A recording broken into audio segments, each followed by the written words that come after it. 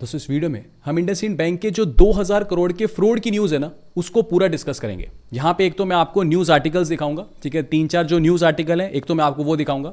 दूसरा, इस वीडियो के अंदर सबसे अच्छी बात यह है कि आपको जानने को बहुत कुछ मिलेगा। बहुत सारी जो बैंकिंग टेक्निकल बातें हैं ना वो आपको सीखने को मिलेगी। जैसे बार बार इस आर्टिकल में लिखा होगा कि ये जो पूरा मुद्दा है कि 2000 करोड़ का जो इंडसइंड बैंक में फ्रॉड हुआ है उसके साथ एक टेक्निकल टर्म जुड़ी हुई है कि जी ये डेरिवेटिव लॉस है। एक आपको बार बार डेरिवेटिव लॉस दिखने को मिलेगा, दूसरा एक आपको बार बार प्रोविजनिंग वर्ड देखने को मिलेगा, और तीसरा एक वर्ड देखने को मिलेगा इनसाइड ट्रेडिंग का। तो पूरा का पूरा न्यूज आर्टिकल समझते हैं, ठीक है। एक तो ये बिजनेस स्टैंडर्ड का आर्टिकल है, यहां बड़ा बड़ा लिखा हुआ है कि जी एरर है या फिर फ्रॉड है, ठीक है। अच्छा, दूसरी बात, ऐसे ही ये इकोनॉमिक टाइम्स का आर्टिकल है। जब आप इस आर्टिकल को नीचे पढ़ोगे ना, एक सेकंड में, ये कंटिन्यूड है, तो यहां पे देखो ये डेरिवेटिव पोर्टफोलियो बार बार लिखा हुआ मिलेगा। ऐसे ही बार बार ये प्रोविजनिंग की बात की गई है, ठीक है। तो एक बार मैं आपको बिल्कुल आसान भाषा में समझाने की कोशिश करूंगा। थोड़ा सा टेक्निकल आर्टिकल है लेकिन कोई 5वीं क्लास का बच्चा भी समझ जाएगा जब हम लेमैन लैंग्वेज में समझते हैं। देखो यहां से शुरू करता हूं। साल 2015 से ही ये मुद्दा शुरू हो गया कि जी बैंक के अंदर जो नुकसान हो रहा है, एक तरह से आप समझो कि जो लॉस हो रहा है उसको एग्जैक्टली लॉस दिखाया नहीं जा रहा। जैसे फॉर एग्जांपल, पहले आसान भाषा में समझते हैं। मान लो अगर बैंक 100 करोड़ रुपए का प्रॉफिट कमाता है, ठीक है जी, कोई भी बैंक है, मैं इंडसइंड बैंक की बात नहीं कर रहा, XYZ कोई भी बैंक है, अगर वो 100 करोड़ रुपए का प्रॉफिट कमाता है और वहीं उसके कुछ एक लोन डिफॉल्ट हो जाते हैं, ये मैं आपको बहुत सरल भाषा में समझा रहा हूं, फिर आपको डेरिवेटिव्स वगैरह सब कुछ समझाऊंगा। तो 100 करोड़ रुपए का अगर बैंक का साल का प्रॉफिट है, लेकिन 20 करोड़ रुपया उसमें से ऐसा है कि कुछ लोगों ने लोन को डिफॉल्ट कर दिया और वो पैसा बैंक कहते हैं कि अब ये बिल्कुल मर चुका है, इसकी रिकवरी पॉसिबल ही नहीं है।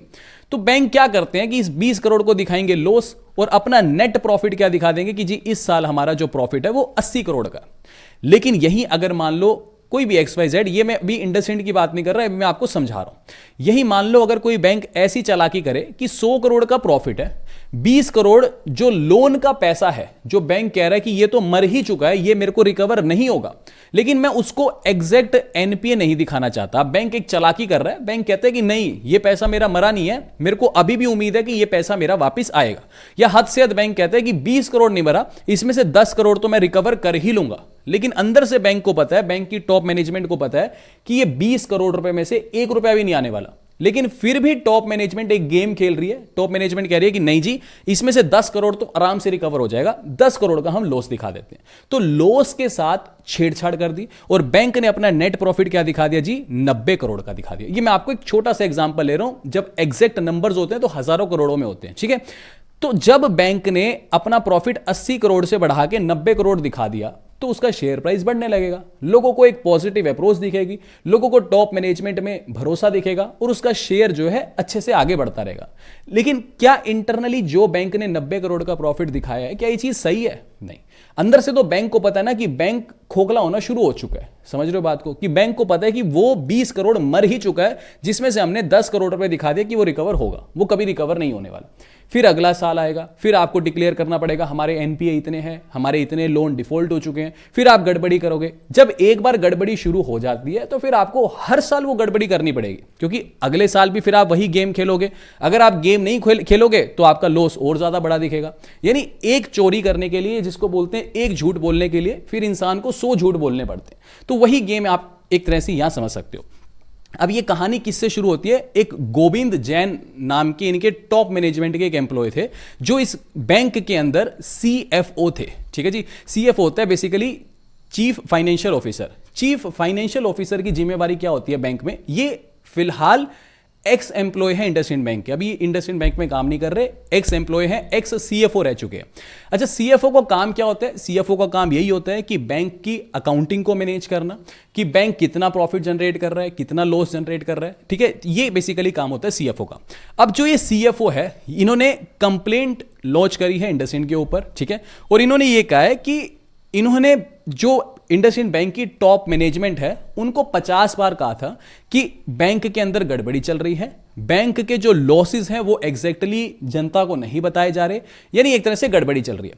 लेकिन जो टॉप मैनेजमेंट थी बैंक की वो लगातार इस चीज को इग्नोर करती चली गई। समझ गए बात को? तो ये बेसिकली मुद्दा है। और इन्होंने, ये जो CFO है, एक्स एम्प्लॉय हैं, इन्होंने बेसिकली एक कंप्लेंट लॉन्च करी है कि जी 2000 करोड़ के फ्रॉड का मामला है। ठीक है, अब मुद्दा शुरू कैसे होता है और फ्रॉड एग्जैक्टली है क्या? देखो फ्रॉड, ये बार बार लिखा हुआ ना, डेरिवेटिव्स पोर्टफोलियो।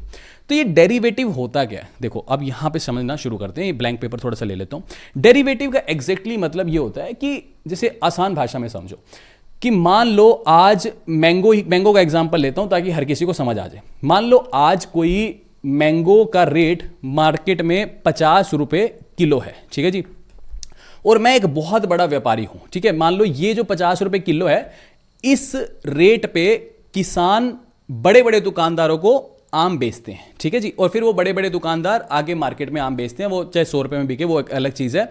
यानी किसान से बड़े बड़े जो व्यापारी हैं वो 50 रुपए किलो के हिसाब से आम खरीदते हैं, मान लो, ठीक है।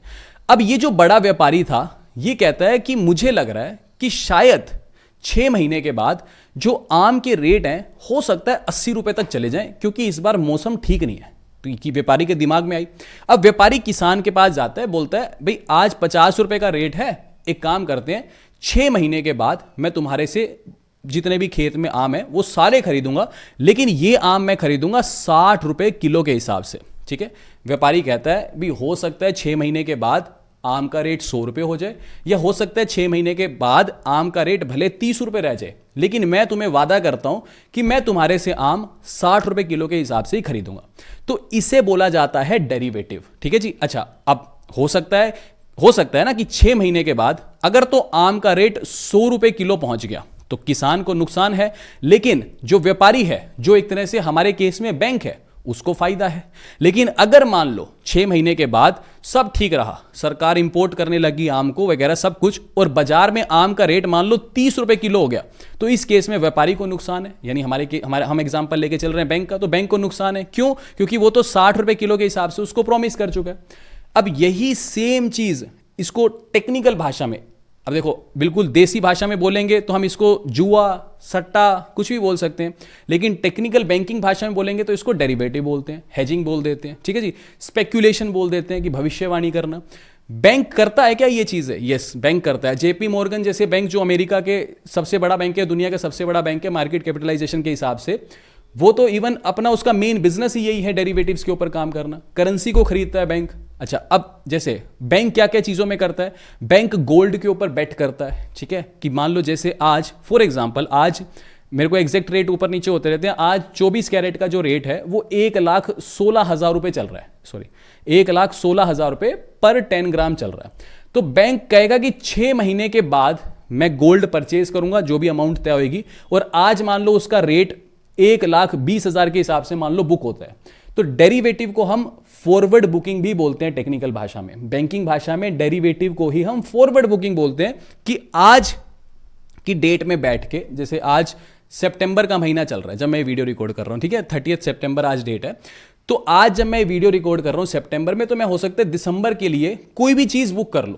तो आज की डेट में अगर 1,16,000 रेट चल रहा है, और आज अगर मैं कहता हूं कि दिसंबर के लिए गोल्ड बुक करना है, लेकिन उसका रेट 1,20,000 है, मैं कहता हूं मेरे को 1 किलो गोल्ड खरीदना है, अगर तो दिसंबर में गोल्ड का रेट 1,25,000 हो गया तो मेरा फायदा हो गया, लेकिन अगर रेट गिर गया तो फिर मेरा नुकसान हो गया। यही काम बैंक करता है। अच्छा, बैंक किस किस चीज में डेरिवेटिव करता है, किस किस चीज में फॉरवर्ड बुकिंग करता है? एक तो देखो जी, गोल्ड परचेज करता है एडवांस में, ठीक है, ये भी बिजनेस है भाई, उसने स्पेक्यूलेशन मारी, अगर तो उसको प्रॉफिट हो गया तो वो उसका प्रॉफिट हो गया, बस ये यही गेम है, समझ के बात को। अच्छा, डॉलर की करता है कि जी मैं एडवांस में डॉलर खरीदूंगा, जैसे फॉर एग्जांपल आज एक यूएस डॉलर की जो वैल्यू है आज की डेट में जब मैं वीडियो रिकॉर्ड कर रहा हूं तो 88.80 रुपीस के बराबर है। तो अगर मैं ये कहता हूं कि मैं दिसंबर के लिए डॉलर खरीदता हूं कि मैं, और मान लो मैं कहता हूं कि मैं एक यूएस डॉलर खरीद लेता हूं, ठीक है जी, मैंने डॉलर परचेज कर लिया दिसंबर के लिए, और आज का जो रेट है एक यूएस डॉलर की वैल्यू दिसंबर के लिए वो मान लो 90 रुपए के बराबर है। अब दिसंबर महीना आते आते अगर तो एक यूएस डॉलर 92 रुपीस के बराबर हो गया तो मेरे को प्रॉफिट है। मान लो मैं कहता हूं मैं 1 करोड़ यूएस डॉलर खरीदूंगा, यानी 1 करोड़ यूएस डॉलर खरीदूंगा, दिसंबर महीने के लिए मैंने बुक कर लिए। तो अब और मान लो आज दिसंबर का महीने का रेट 90 रुपए चल रहा है, तो मैं कहूंगा लो जी 90 करोड़ रुपए मैं आपको दिसंबर में दूंगा ही दूंगा, अभी नहीं देने, दिसंबर में देने हैं, और मैं कहूंगा 90 करोड़ मैं दूंगा ही दूंगा, भले उस टाइम डॉलर का रेट कुछ भी चल रहा हो। अब मान लो दिसंबर का महीना आ गया, हो सकता है दिसंबर में 1 डॉलर 88 रुपए के बराबर हो गया, मेरे को जेब से 90 करोड़ देने हैं, लेकिन मेरे को जो डॉलर मिले उसकी वैल्यू कितनी है, 88 करोड़ के बराबर है, 2 करोड़ का नुकसान हो गया। यही अगर मान लो 92 के बराबर हो गया डॉलर, तो मेरे को 2 करोड़ का फायदा हो गया, क्योंकि 92 करोड़ के बराबर हो गए मेरे डॉलर। समझ के बात को भी, मैंने तो 1 करोड़ यूएस डॉलर खरीद लिए, अब उन यूएस डॉलर की वैल्यू 92 करोड़ के बराबर हो गई, तो मेरे को 2 करोड़ का फायदा हो गया। तो ये सारी चीजें बैंक करता था, जिसे बोलते हैं डेरिवेटिव। अब इसके अंदर जरूरी थोड़ी है कि हर बार आपको प्रॉफिट ही होगा, समझ रहे हो मेरी बात को, हो सकता है कि आपको नुकसान भी हो जाए। और यही सेम चीज इंडसइंड के साथ हुई। अब जो पूरा आर्टिकल में लिखा है, मैं एज इट इज आपको वो सब कुछ समझा रहा हूं, ठीक है। जो 3-4 मैंने आर्टिकल्स पढ़े हैं अच्छे अच्छे न्यूज़पेपर के, वो सारी चीजें मैं आपको समझा रहा हूं। अब ऐसे करके साल 2015 से धीरे धीरे करके बैंक को 2000 करोड़ रुपए का ये डेरिवेटिव लॉस होने लग गया। अब बात आती है प्रोविजनिंग की। प्रोविजनिंग क्या होती है? देखो, बैंक ये कहते हैं, बैंक क्या, आरबीआई ने बैंकों को ये चीज बोल रखी है कि अगर मान लो आपका कुछ भी नुकसान होने लगे ना, तो आप उसे क्लियरली बताओ, ठीक है। जैसे अगर मान लो फॉर एग्जांपल, मान लो बैंक को 10,000 करोड़ रुपए का, 10,000 करोड़ का फॉर एग्जांपल ले रहा हूं इंडसइंड बैंक को, कि जी 10,000 करोड़ का प्रॉफिट हो रहा है, और दूसरी बात बैंक को पता लग गया कि हमारा 2,000 करोड़ रुपए का नुकसान हो चुका है, तो आरबीआई ये कहता है कि इसको 2,000 करोड़ को माइनस करो अपने प्रॉफिट में से, और अपना नेट प्रॉफिट 8,000 करोड़ रुपए डिक्लेयर कर दो। लेकिन यही सेम चीज बैंक की टॉप मैनेजमेंट ने नहीं करी। बैंक की टॉप मैनेजमेंट को पता था कि अंदर से गड़बड़ी शुरू हो चुकी है, लेकिन बैंक की जो टॉप मैनेजमेंट थी वो मान ही नहीं रहे थे। मतलब अगर जब ऑडिट में बताया जाता था तो ये बोलते थे कि नहीं नहीं 2,000 करोड़ का नुकसान नहीं है, ये पैसा रिकवर हो जाएगा, और अपने प्रॉफिट को ही दिखा रहे थे कि हाँ यही एग्जैक्ट प्रॉफिट है। तो इससे शेयर प्राइस बढ़ रहा था, बैंक अच्छा कर रहा था, लेकिन अंदर से टॉप मैनेजमेंट को पता था कि कुछ ना कुछ गड़बड़ी है। और टॉप मैनेजमेंट के ऊपर क्या एलिगेशन है कि इनको पता था अंदर से दिक्कत शुरू हो चुकी है, ये तो अपने शेयर बेच बेच करके निकल लिए। जो टॉप मैनेजमेंट थी उन्होंने अपने शेयर बेच दिए, और उनके ऊपर अब ये आरोप चल रहा है कि इनसाइड ट्रेडिंग का। इनसाइड ट्रेडिंग का मतलब ये होता है कि अंदर की जो गुप्त इंफॉर्मेशन है उसका यूज करके आप शेयर्स में डील करके पैसे का या एक तरह से प्रॉफिट कमा रहे हो। समझ के बात को, तो ये इनसाइड ट्रेडिंग बोली जाती है। और इससे जो टॉप मैनेजमेंट है उसने अपने शेयर्स टाइम पे बेच दिए, भाई कल को हो सकता है बैंक का शेयर डूब जाए या जो भी है। तो ये सारी की सारी चीज चल रही है। अभी फिलहाल एलिगेशन है, बात चल रही है, तो अभी शेयर प्राइस के ऊपर कुछ इंपैक्ट नहीं है। और मैं अपनी तरफ से आपको कुछ भी सलाह नहीं दे रहा कि आपको क्या करना है क्या नहीं करना। जैसा न्यूज आर्टिकल था वो मैं आपको समझा रहा हूं, ठीक है। अच्छा, ये थोड़ा सा मैंने एग्जैक्ट और थोड़ा कुछ लिखा था प्रोविजनिंग के बारे में, जैसे अगर समझना है तो चलो समझ लो। सिर्फ ये डेरिवेटिव में प्रोविजनिंग का कंसेप्ट नहीं होता। जैसे मान लो अगर कोई लोन भी है, जैसे लेट अस सपोज कि 10 लाख रुपए का लोन, ये एक्स्ट्रा है समझ लो बस आप, ठीक है। 10 लाख का पर्सनल लोन मान लो कोई बैंक किसी कस्टमर को देता है, ठीक है।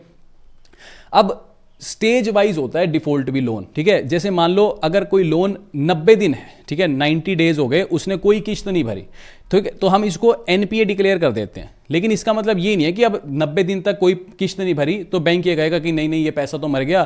भाई बैंक का मान लो 1 करोड़ का प्रॉफिट था, तो आरबीआई कहेगा नहीं नहीं अब इसको 10 लाख रुपए लॉस डाल दो और अपना नेट प्रॉफिट 90 लाख दिखा दो। नहीं, बैंक कहता है, सॉरी आरबीआई कहता है कि 90 डेज के बाद हम इसको नॉन परफॉर्मिंग एसेट तो डिक्लेयर कर देते हैं कि ये पैसा परफॉर्म नहीं कर रहा, लेकिन अप टू 12 मंथ तक, यानी जब से अगर मान लो 12 महीने हो गए ना वो किस्त नहीं भर रहा, तो 12 महीनों तक आप प्रोविजनिंग में सिर्फ 10 से लेकर के 20% पैसा ही डालोगे। यानी 10 लाख का लोन था तो 1 साल तक अगर उसने किस्त नहीं भरी ना, तो 10 लाख का 20% कैलकुलेट कर लो 2 लाख, तो सिर्फ 2 लाख ही आप लॉस में डालोगे और 2 लाख रुपए ही प्रोविजनिंग के नाम पे अलग से पैसा रखोगे, ठीक है। अगर मान लो 12 महीने से ऊपर चला गया, देखो जब 1 साल होता है तो उसे हम बोलते हैं सब स्टैंडर्ड एसेट, अगर 12 महीनों से ऊपर चला गया तो डाउटफुल एसेट होता है, और अगर ऐसा टाइम आ जाए कि वो पैसा रिकवर ही नहीं हो सकता तो फिर हम उसे लॉस एसेट बोलते हैं।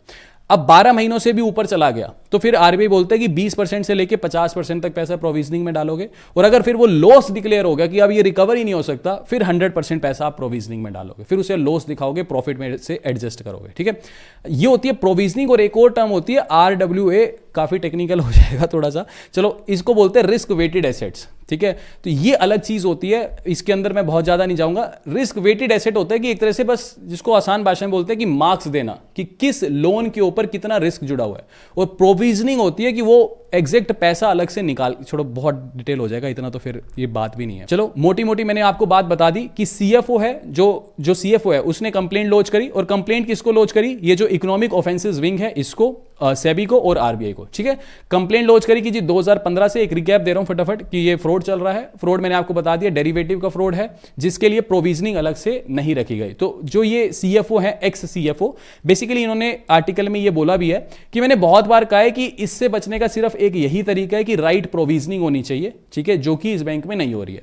तो ओवरऑल ये मुद्दा था, ठीक है। अब इसके ऊपर हाल फिलहाल अभी एग्जैक्ट तो इन्वेस्टिगेशन चल रहा है, तो हम ये नहीं कहेंगे कि हाँ जी बिल्कुल फ्रॉड हो ही गया। तो जो भी सारी चीजें हैं, ये सारा का सारा न्यूज आर्टिकल था। अगर आपको लगा कि आपको नया कुछ जानने को मिला तो प्लीज वीडियो को लाइक जरूर करना, क्योंकि जब आप वीडियोस को लाइक करते हो ना तो बेसिकली हमें बहुत ज्यादा सपोर्ट मिलता है, ठीक है। अगर कुछ भी ऐसी चीजें हैं कि कहां और इंप्रूव कर सकते हैं तो प्लीज कमेंट करके अपने सुझाव देना। अगर सब अच्छा लगा तो प्लीज लिखना this was a helpful video, या कुछ भी आप लिख सकते हो, इन्फॉर्मेटिव वीडियो। तो इससे हमें बहुत मोटिवेशन मिलता है ऐसी ही वीडियोस बनाने के लिए। बाकी मिलते हैं आपसे अगली वीडियो में। अभी के लिए this is end of the video. Thanks for listening and thank you all.